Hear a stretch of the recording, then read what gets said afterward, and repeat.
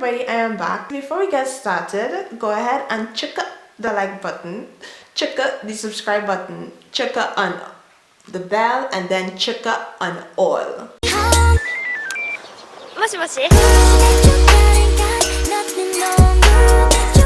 And I drink a lot of tea. When I talk to other people about drinking tea who are mostly addicted to coffee, they say, you know, they just can't drink more tea, they really like coffee, etc.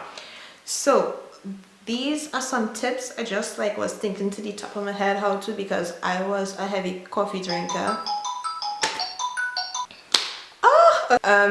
It's not something you can automatically think about. So if it is you want to try to incorporate the tea into your routine, you could, for example, put your tea and your coffee right next to each other, so you could think about it and see it, and you try to do that when you wake up early in the morning. So if it is you can make the tea early in the morning, it is really good.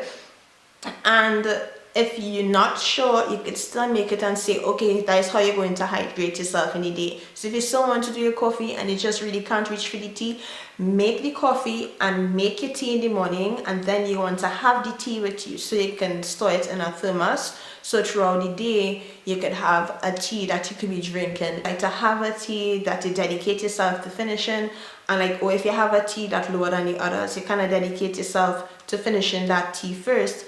You pick a tea and say, okay, I'm going to drink this one. I need to finish this before the end of the month. You really need to find teas that suit you. Not all teas you're going to like. You could even look online and see what teas do what for you.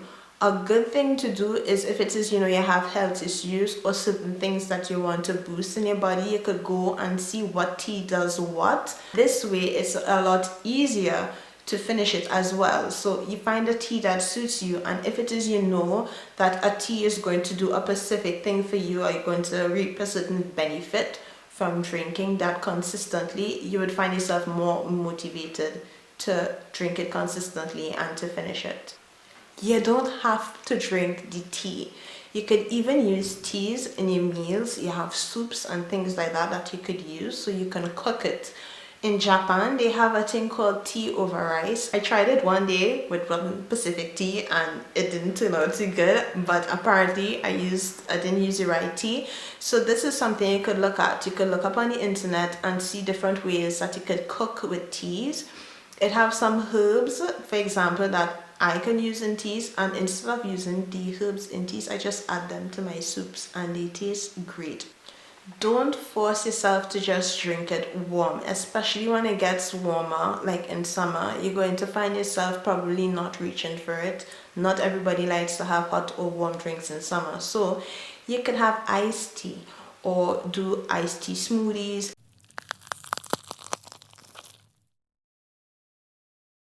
Set a time period that you drink your tea. So you have your tea treat period, your tea zone, your tea moment, you know, tea time. Whether it is you have to come and watch YouTube videos, or, you know, one of these long videos that you're watching.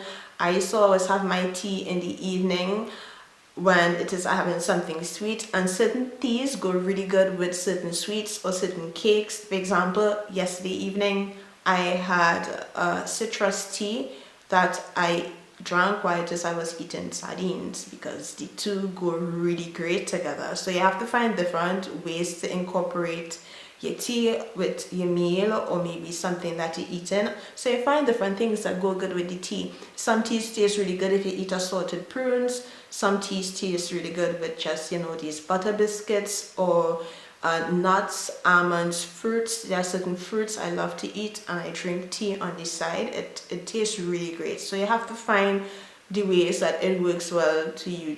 It's not that you're just sitting down drinking tea.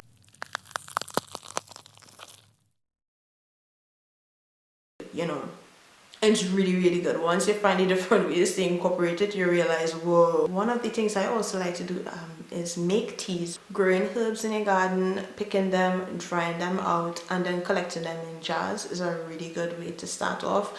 So my battery cut off. I didn't even notice. So I think I was saying that basically you could try to start making teas. You can make teas if you have roses that you grow at home, the original ones, and you take the rose, you take off the petals, you let it dry.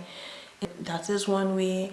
You could take orange peel, organic orange, you can peel it, dry it, and then you can chip it up with, you know, the scissors that you have in the kitchen or in a food processor when they get hard.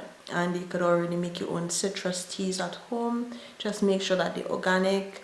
Rosemary, thyme, lavender. One of the things that helped me a lot was buying an authentic teapot that made out of iron, and they hold the heat. So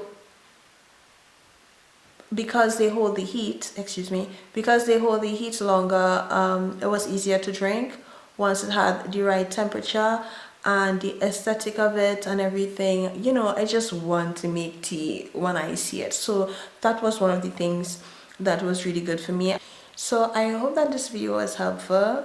And I know we all cloaked up inside right now. It's really cold today, and I was just thinking I want to go and drink a tea, and then I was thinking I need to do the video. So this is why I came up kind of impromptu. It wasn't planned. And if you have any questions, I'll try my best to answer. Just ask me and I will tell you in the comments below. And yeah, I will see you all in the next one. Stay safe and don't forget to wash your hands.